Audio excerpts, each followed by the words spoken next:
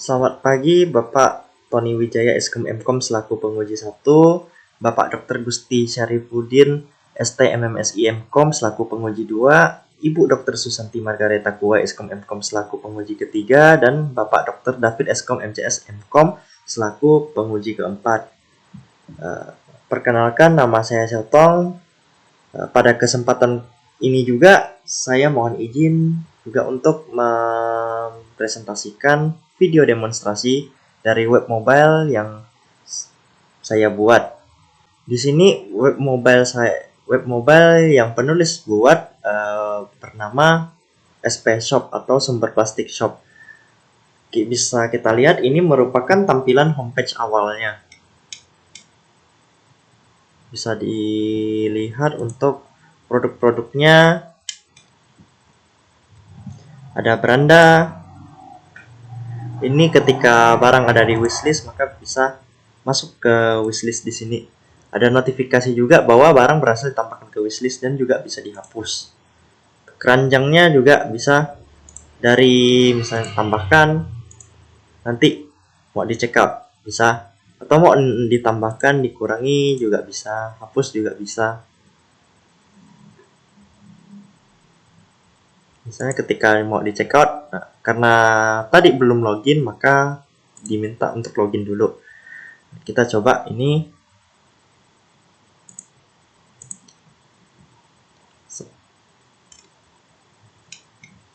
Di sini jika jika sudah ada akun maka pembeli disarankan untuk melakukan login. Namun jika belum ada akun maka didaftarkan dulu. Nanti ketika kita daftar, misalnya nama ini, email ini saja, password ini, nomor telepon ini. Nah, jika konfirmasi passwordnya. Nah, ini kebetulan karena nomor telepon atau email sudah terdaftar maka sudah tidak bisa dipakai lagi. Namun jika nomor teleponnya kosong, misalnya 9 ini, maka ketika kita klik,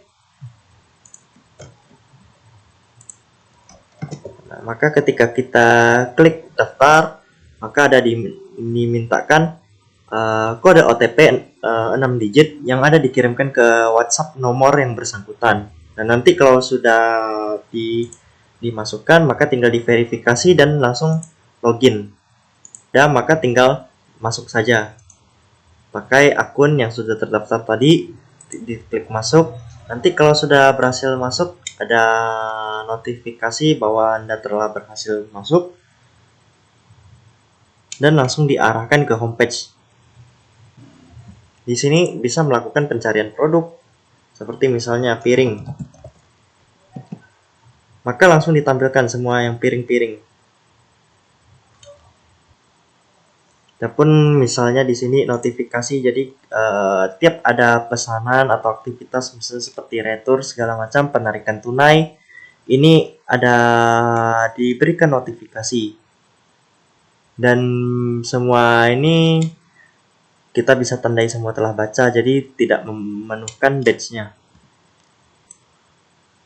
Untuk bantuannya nanti kalau kita klik maka langsung diarahkan untuk membuka WhatsApp.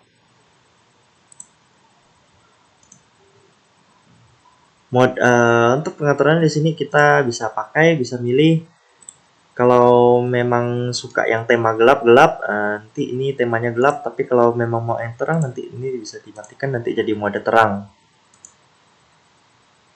Untuk bahasanya sendiri juga bisa diganti, misalnya jadi bahasa Inggris.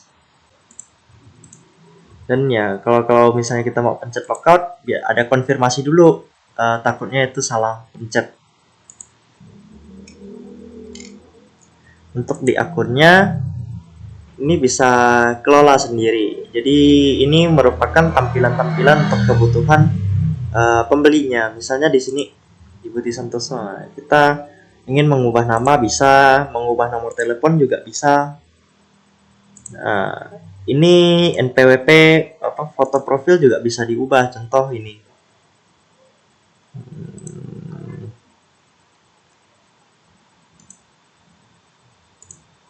Oke, contoh kita ubah ke foto profil tersebut, maka simpan perubahan, dia langsung update. Untuk di sini juga pembeli memiliki sistem saldo berupa sumber plastik pay. Untuk melihat yang harus dimasukkan PIN dulu. Nah, kalau PIN-nya salah tidak bisa masuk, tapi kalau PIN-nya benar, dia langsung masuk. Di sini juga ada riwayat transaksi yang bisa kita lihat semua untuk mengetahui ada apa-apa saja. Misalnya ada bayar pesanan, refund return, kita ada tarik saldo, ataupun juga top up segala macam. Nah, di sini bisa kita lihat jumlah sisa saldo juga berapa. Jadi, kalau misalnya mau tarik saldo, nah nanti tinggal diisi form-formnya, nanti habis itu konfirmasi penarikan, nanti dari adminnya konfirmasi penarikan saldonya. Misalnya tinggal konfirmasi penarikan, nah nanti permintaan penarikan berhasil diajukan, nanti tinggal ditunggu saja. Pesanan saya di sini, untuk bagian pesanan saya di sini kita bisa lihat mana pesan-pesanan status-statusnya, ada yang menunggu diproses dikirim, ada yang udah selesai kan, ada yang berhasil diretur. Di sini kita bisa lihat detailnya juga. Nah, jadi ada ID pesanannya di sini, statusnya udah selesai diterima, alamat penerimanya di sini, barang-barang yang dipesan itu total biayanya ada di sini. Nah, kalau misalnya kita ada yang nggak puas, bisa ajukan retur. Misalnya tinggal tambahkan foto bukti aja alasan returnya apa. Nah, nanti tinggal dikirimkan pengajuannya saja. Berikutnya ada alamat pengiriman. Di sini kan bisa pilih-pilih tambahkan alamat, nanti tinggal misal tambahkan misalnya Budi 08, ini terserah lah, mungkin ini bisa tinggal dipilih Kalimantan Barat, kota Kuburaya, kecamatan ini, nah, kelurahan Kedepas ini. Nanti ini tuh otomatis tinggal pilih-pilih saja, nanti alamat pengirimannya tinggal isi sendiri sesuai kebutuhan, nanti labelnya bisa pilih rumah, kantor, atau bahkan lainnya. Kalau lainnya itu kita bisa isi sendiri, misalnya kos, nanti disimpan perubahan. Kalau mau jadikan ini sebagai alamat utama, bisa kan, sementara kan alamat utama kan yang ini, yang di rumah. Jadi kalau misalnya kita pilih ini untuk jadi alamat utama, nanti ini yang menjadi alamat utama. Kalau kita mau hapus yang ini sudah tak kepakai, maka jadikan alamat utama, setelah itu ini dihapus saja. Yes. Aturannya sendiri ya bisa untuk mode terang, mode gelap, notifikasi info pengiriman. Ini kalau kita nyalakan, maka nanti di WhatsApp ada notifikasi ini, misalnya barang sudah dikirim atau sudah diterima. Nanti ada notifikasi ke WhatsApp, jadi dari pembeli juga tahu bahwa barang ini sudah sampai atau sedang dikirim. Jadi tidak perlu menanya-nanya. Nah, nanti sudah berhasil terubah, tapi mesti harus tunggu 30 hari lagi. Jadi sistemnya ketika sudah ubah email, sistem mengunci email tersebut selama 30 hari agar tidak ganti-ganti terus. Ubah kata sandi juga bisa, nanti atur PIN SPP juga bisa atur PIN baru. Baik, itu saja dari sisi klien. Sekarang kita masuk ke sisi dari adminnya. Ini fokusnya adalah terletak di bagian sini, dimana sini kita ada banyak menu untuk kebutuhan admin. Misal di bagian master data kita bisa menambahkan produk atau cari produk. Menambahkan produk bisa tinggal tambah produk, lalu isi ada foto, kode item, status jual, ini bisa diubah jadi discontinue, lalu juga bisa diedit. Misalnya nih saya mau piring makan ini, saya tidak lanjut jual lagi, maka tinggal edit, discontinue, simpan perubahan, simpan. Nanti di ininya tidak muncul lagi, sudah hilang. Kalau di sini ada tulisan discontinue. Ingin melihat ke kartu stoknya ya bisa ini. Tuh, ada perubahan. Ini ada penjualan, ada restock, order. Kan kalau misalnya kita mau pindah gudang juga bisa, misalnya saya mau pindahkan ini, pindah gudang, nanti kita pindahkan saja ke gudang, misalnya nih ke gudang Setiabudi. Nah, pindahkan saja, nanti dia berubah jadi langsung ke gudang Setiabudi yang ini.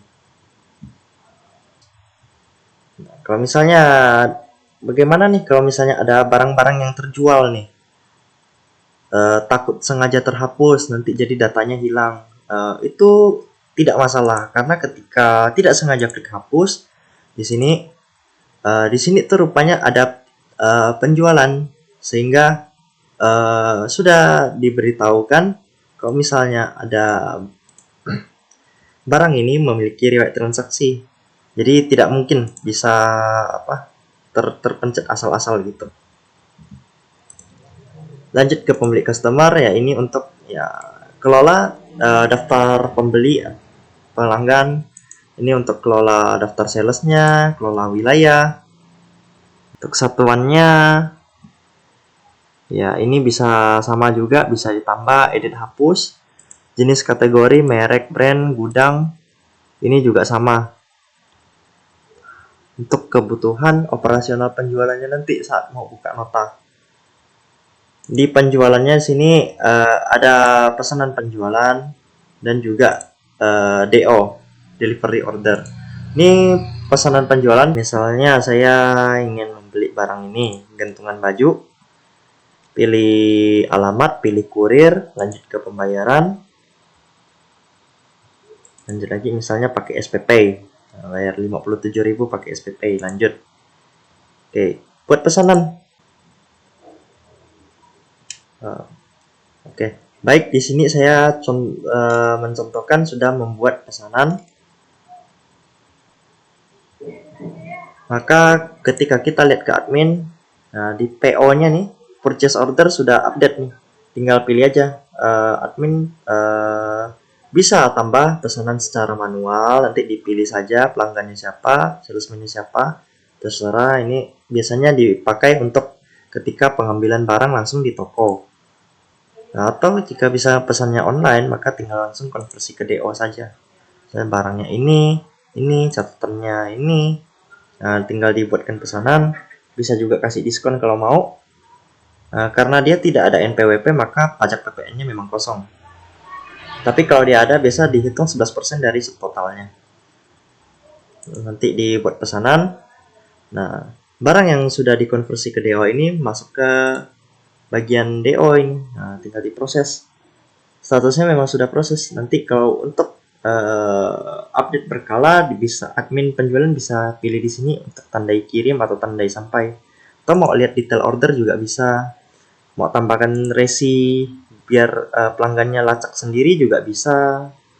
Nah, nanti di sini detail pesanannya itu bisa dilihat. Bisa print faktur pajak kalau memang perlu.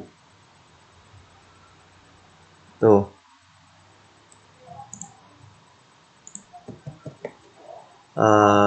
Kalau mau print surat jalan juga bisa. Kalau mau print faktor triply-nya juga bisa nih.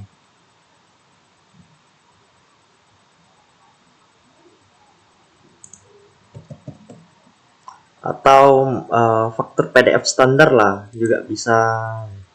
Dia jadi begini ya. Nanti kalau mau update status juga bisa, misalnya sedang dikirim nih, nah, nanti diupdate, nanti update manual saja, selesai. Nanti kalau misalnya pesan sudah selesai kan, otomatis, nah di sini udah langsung berubah nih, nah statusnya udah jadi selesai, bisa ajukan retur atau ajukan butuh bantuan. Kalau kita lihat tadi kan saldonya kan 183, seharusnya di sini berkurang. Nih, berkurang 57.000. Karena bayarnya tadi kan paknya untuk catat pembayaran yang misalnya pembeli datang beli lewat toko atau dia yang bayarnya lewat COD gitu, bisa ditambahkan catatan pembayarannya, tanggal bayar, jumlah pembayarannya. Nanti kalau misalnya ada ini nih, dia bayar dulu misalnya 50.000 tanggal bayarnya hari ini, metodenya tunai. Udah referensi 893 opsional. Oke. Cicilan ke 1, simpan pembayaran. Nanti kalau misalnya kita mau bayar lagi untuk pesan yang sama, dia sudah otomatis terpotong. Untuk retur penjualan ya, nanti pelanggan mengajukan retur, di sini menampilkan retur, tinggal dikonfirmasi saja mau terima retur atau enggak. Misal saya mau contoh returkan pesanan ini deh, pesanan saya yang ini. Nah, saya mau coba returkan ini, ajukan retur tujuan, nanti kan retur sedang diproses. Nah, sini otomatis update nih. Nah, ini bisa lihat detail dulu sebelum ini, nanti bisa dilihat fotonya kan. Setelah di review fotonya, alasannya sesuai, tinggal tutup. Bisa pilih terima retur atau tolak. Misal kalau tolak ya sudah tolak saja. Nanti di sini di pelanggannya nih otomatis terupdate nih di bagian notifikasi. Nih. Nah, ini ada notifnya kalau misalnya ditolak. Untuk riwayat penarikannya nih, karena tadi ada minta tarik senilai 50.000, maka dari admin kan ya melakukan transfer misalnya ke rekening ini, atas nama ini, rekening BCA, nomor rekeningnya ini atas nama ini. Ya nanti kalau misalnya sudah TF, tinggal pencet sudah TF, tapi kalau tidak mau TF, tinggal dibatalin aja. Nanti kalau sudah TF ya tinggal sudah TF. Nah, berhasil terkirim statusnya. Lalu nanti saldo di ShopeePay nanti saldo di SPP-nya, sempat plastik Pay-nya itu berubah. Nih, ada penarikan saldo ke BCA sekian. Ini ada terrecord ke riwayat transaksinya. Selanjutnya ada persediaan. Ini ya untuk tambahkan item masuk. Dan kalau misal barang sama, tambahkan ketiga, kita simpan item masuk. Nah, ini terkunci. Jadi yang ini tuh tidak bisa diedit lagi atau dihapus. Tujuannya biar ada transparansi history agar bisa diaudit oleh admin yang lain misal perlu. Nah, untuk kartu stok dia transfer item di sini ya seperti tadi, misalnya transfer antar gudang gitu. Untuk kartu stoknya di sini kita misalnya mau cek ke gudang lemari, cek ke ini, nanti langsung tampil nih ada keluar berapa, masuk berapa. Bisa juga langsung cetak kalau perlu. Aneh. Di bagian-bagian laporannya ada terbagi menjadi 4 tipe laporan. Pertama ya master, penjualan, piutang, dan persediaan. Untuk di profil master ini maksudnya itu laporan barang-barang ini nih. Ada juga laporan sales, laporan customer. Jadi customernya ada siapa saja, salesnya ada siapa saja, barangnya ini ada apa-apa aja. Nanti kalau misalnya mau ekspor PDF bisa. Tuh. PDF nanti tinggal di download saja, barang-barangnya segini. Ya laporannya kurang lebih kayak begini. Atau mau ekspor Excel juga bisa. Untuk laporan penjualannya sendiri sama juga, ini untuk melihat barang-barang apa saja yang terjual. Misalnya kalau kita mau ekspor penjualan, ya ini keluar apa-apa yang dibeli, pelanggannya siapa yang beli, dan segala macam. Retur penjualan juga sama, penjualan per barang ya juga sama, retur per barang juga ada sama. Nanti kurang lebih ini sama semua, hanya untuk membedakan fungsi-fungsinya saja. Selanjutnya laporan piutang. Nanti sisa piutang kita bisa lihat ini total nota dari awalnya kan segini, sisa piutangnya segini. Berarti kan bisa kita lacak atau pantau pelanggan-pelanggan mana saja yang belum melunasi notanya.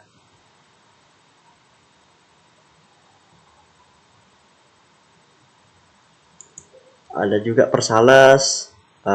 Jadi itu pelanggan yang dipegang suatu sales, nanti bakal ditampilkan di sini. Tinggal dipilih saja salesnya mau yang mana gitu. Per wilayah juga sama. Mutasi piutang. Nah, di mutasi piutang ini kita bisa lihat bahwa tadi di nota yang 152.000 kan ada melakukan cicilan ke pertama. Maka di sini ada langsung terrecord bahwa Budi Santoso melakukan pembayaran piutang senilai 50.000 cicilan pertama, berarti masih ada sisa 120.000 tadi. Nah, pembayaran piutangnya yang ini tadi. Lanjut ke laporan persediaan, berarti kan laporan item yang masuk tadi, item keluar, item yang diopnamkan, laporan transfer antar gudang, sama ya nilai persediaan.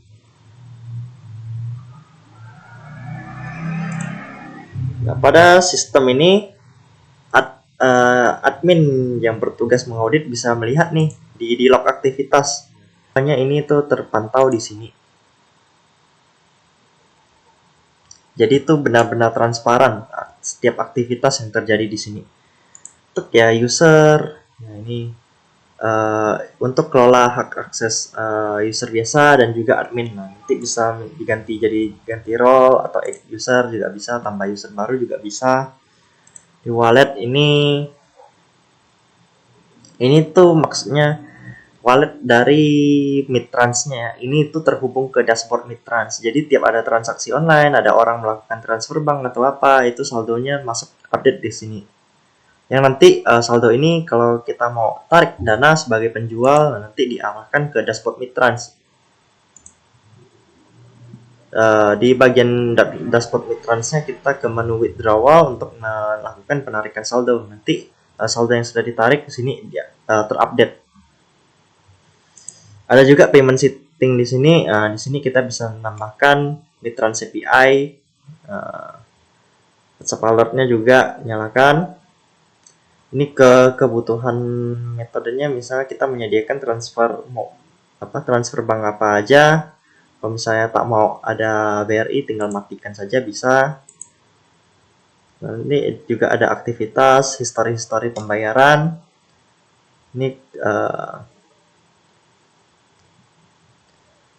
Ini untuk kebutuhan WhatsApp bot. Jadi kalau misalnya kita hubungkan satu nomor HP melalui nanti QR code-nya, WhatsApp otomatis memberikan pesanan kepada pelanggan atau pemilik usaha ya terkait pesanan sedang dikirim atau sudah terantar, tanpa admin perlu sibuk memberitahukan secara manual. Jadi itu dia langsung memberitahukan ke user yang terkait. Di shipping settings juga kita bisa tambahkan raja ongkir API, lokasi pengiriman awal kita, terus pilihan kurir yang mau dipakai. Saya tak mau pakai tiki, tinggal matikan saja, tinggal diupdate saja. Ya untuk biaya ongkir flatnya, kalau kita tidak pakai raja ongkir API, dia otomatis jadi flat, pengiriman flat. Tapi kalau kita matikan flat ya nanti dia jadi ke raja ongkir API. Rubah-rubah logo, keperluan Instagramnya, segala alamat perusahaan, email perusahaan, nomor telepon perusahaan, diganti sesuai kebutuhan. Untuk database-nya tool sendiri, ini kita bisa melakukan reindex. Fungsinya ya untuk mengoptimalkan database-nya supaya mengatasi kalau ada bug. Di sini kita juga bisa melakukan backup. Dia bakal mengenerate satu file SQL yang nanti kita mau pilih restore system untuk untuk menjaga-jaga kalau misalnya tidak sengaja terdelete atau apa database-nya, kita bisa langsung restore kembali. Saya restore system ya, pilih nanti Kita tinggal upload file SQL-nya saja. Nanti kalau sudah di-upload misalnya sini open, nah, tinggal pilih restore system aja, nanti otomatis datanya diperbarui sesuai dengan yang telah di backup. Baik, sekian presentasi demonstrasi program web mobile dari saya. Apabila ada kata-kata yang kurang berkenan, mohon dimaafkan. Terima kasih atas waktunya. Saya Celto mohon izin mengakhiri presentasi video demonstrasi berikut.